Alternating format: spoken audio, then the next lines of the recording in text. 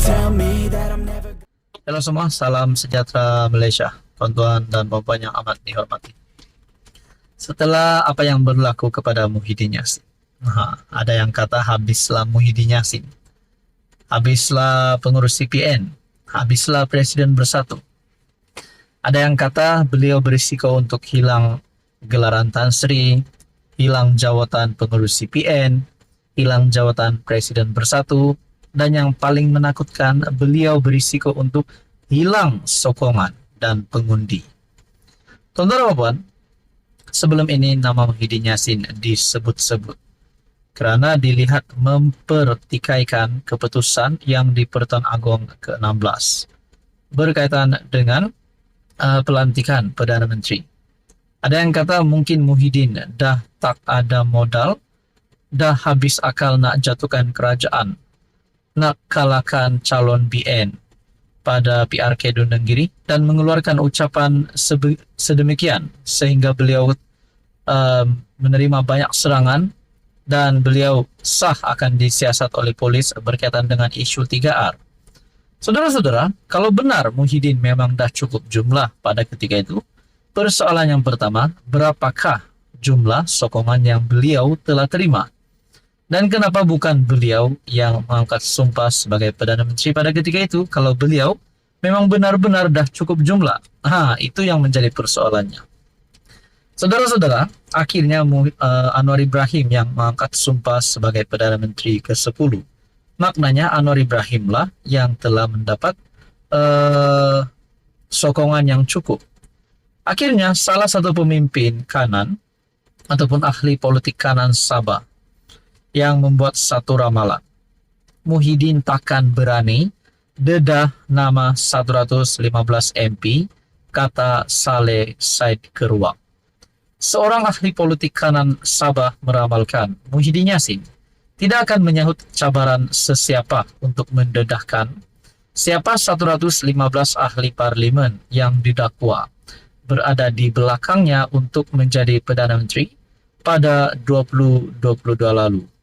Bekas Ketua Menteri Sabah Saleh Said Keruak mendakwa ketika kerajaan belum dapat dibentuk dan Perdana Menteri masih jadi tanda tanya selepas PRU 15. Muhyiddin sekadar membuat andaian dia memiliki jumlah sokongan majoriti di parlimen. Menurut Saleh Said Keruak, Muhyiddin sekadar membuat andaian.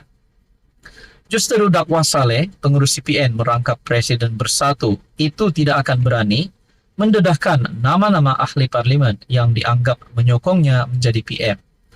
Menganggap langkah tersebut berisiko tinggi, Saleh yang juga adun usukan berpendapat ada kemungkinan kredibiliti Muhyiddin akan musnah. Jika Muhyiddin cuba dedahkan nama 115 MP tersebut, beliau akan hilang kredibiliti sebagai seorang pemimpin apabila sebilangan ahli parlimen tidak akan mengesahkan. Maka pihak PN akan tolak beliau dari jawatan pengurusi untuk diganti dengan seorang pemimpin yang mempunyai kredibiliti dan bijak. Tuan-tuan dan puan yang amat dihormati, kalau benarlah memang ada 115 MP pada ketika itu, kenapa bukan Muhyiddin hari ini yang jadi Perdana Menteri? Dan kalaupun benar hari ini Muhyiddin akan mendapat sokongan, agak-agak dari mana sokongan ahli parlimen itu yang akan menyokong beliau? Saudara-saudara, ini sudah semakin menjadi satu isu yang serius. Mungkinkah selepas ini Muhyiddin Yassin akan digugurkan daripada Bersatu ataupun PM? Karena kita dapat lihat ramai lagi yang boleh menggantikan Muhyiddin. Mungkin Hamzah Zainuddin, Azmin Ali, bagi Parti Bersatu. Bagi PN pula, mungkin Hadi Awang boleh jadi pengurus CPN. Apa komen Anda? Halo semua, salam sejahtera Malaysia. Selamat datang ke channel Fels Lifestyle. Terima kasih kerana terus setia dan bersama di dalam channel ini. Saudara-saudara, ada satu hal yang saya nak tanya di sini, yang saya nak persoalkan. Adakah selepas serangan bertubi-tubi diterima Muhyiddin Yassin, terutamanya di dalam media sosial, melalui Facebook, YouTube, di laman X ataupun platform Twitter sebelum ini, banyak pengamal media, banyak pemerhati politik, penganalisis politik, bahkan rakyat Malaysia, netizen, membuat kenyataan agar Muhyiddin ditangkap. Tarik gelaran Tan Sri.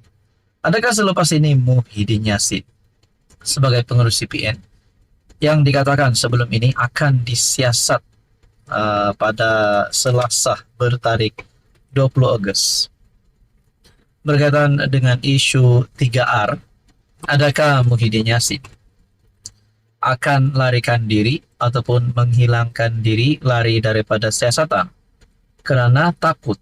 Itu menjadi persoalan. Rupanya ini satu pendedahan terkini daripada Ketua Polis Negara pada 20 Ogos.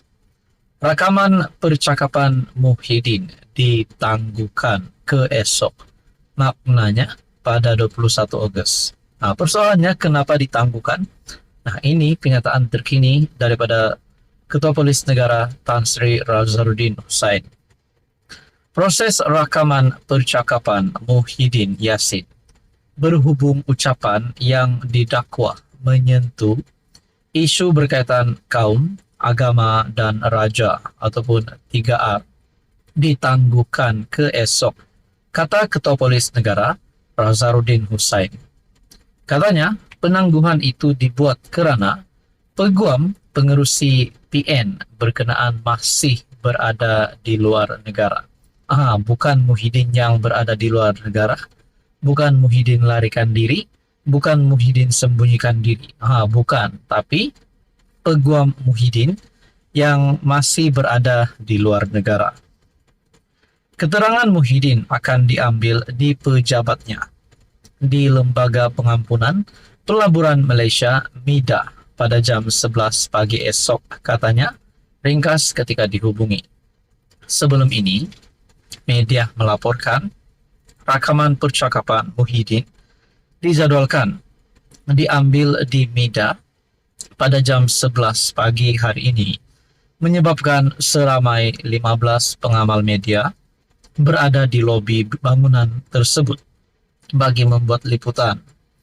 Muhyiddin didakwa membuat ucapan menyentuh 3R semasa kempen PRK Dewan Undangan Negeri Nenggiri, Kelantan baru-baru ini, menyebabkan ramai pihak membuat laporan polis.